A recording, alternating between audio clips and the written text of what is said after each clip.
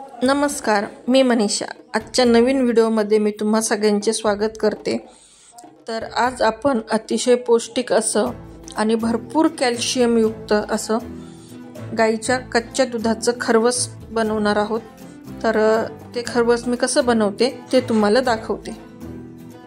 तर सर्वात अगोदर इथं मी एक मिक्सरचं छोटं भांडं घेतलं आहे. त्यामध्ये मी वेलची घालून घेते.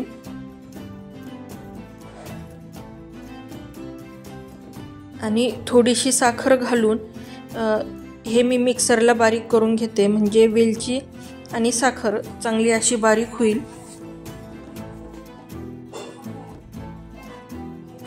तर इथं मी हे गाईचं कच्चं दूध घेतलंय. तर हे किती पिवळं आहे. नॉर्मली दूध सफेद असतं, तर हे गाईचं कच्चं दूध हे पिवळसर असतं.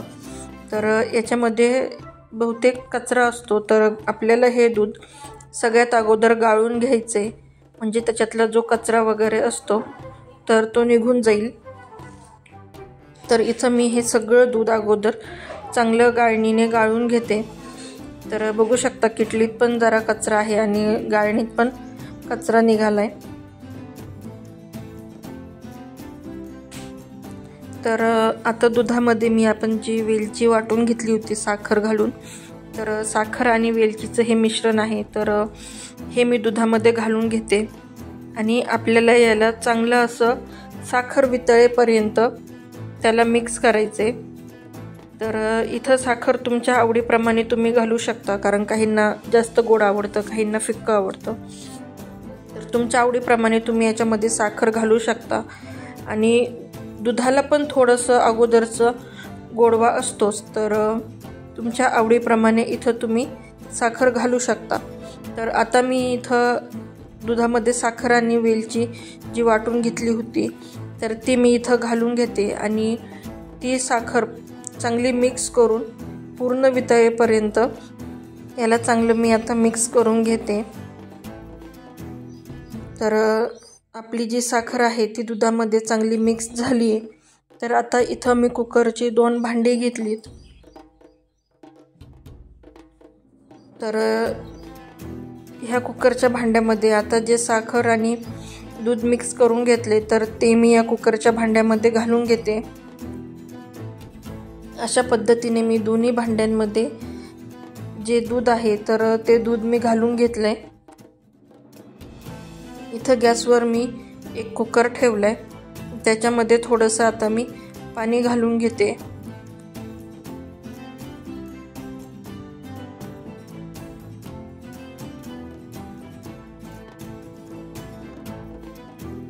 कुकरच्या भांड्यात पाणी घातलं की आता जे आपण कुकरच्या डब्यांमध्ये जे दूध ओतून घेतलं होतं तर ते आपण आता कुकरमध्ये घालून घेणार आहे. तर इथं मी माझं 2 भांड्यांचं कुकर आहे, तर मी दोन्ही पण भांडी एकाच वेळेस कुकरला लावते.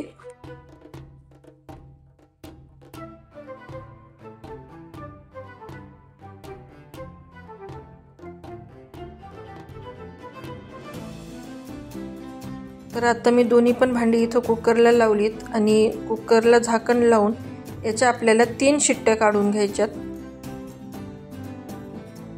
तर आता 3 शिट्ट्या झाल्यात आणि कुकर थोडंसं गार पण झालंय.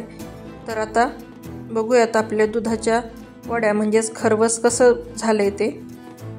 अजून थोडीशी वाफ होती. तर इथं आपल्या खूप छान अशा ह्या वड्या बनून तयार झाल्यात. अगदी सोप्या पद्धतीने आणि पटकन होणाऱ्या अशा ह्या दुधाच्या वड्या किंवा खरवस आहे. आता सुरीच्या साहाय्यानं ज्या कडा आहेत तर त्या कडा आपल्याला अगोदर मोकळ्या करायच्यात.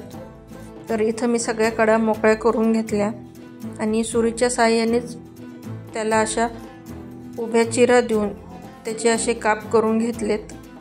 तर तुमच्या आवडीनुसार चौकोनी किंवा शंकरपाळीचा आकार तुम्ही याला देऊ शकता.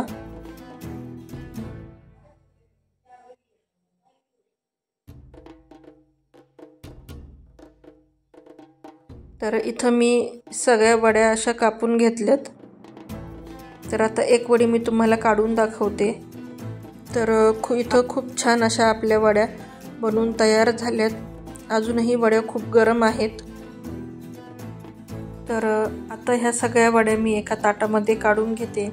आणि वड्यांवर हे जे काळं दिसते तर ती आपण जी वेलची पावडर घातली होती तर ती वेलची पावडर आहे.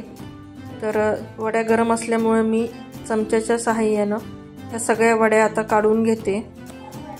तर इथं आपल्या छान असं खरवस किंवा दुधाच्या वड्या बनवून तयार झाल्यात.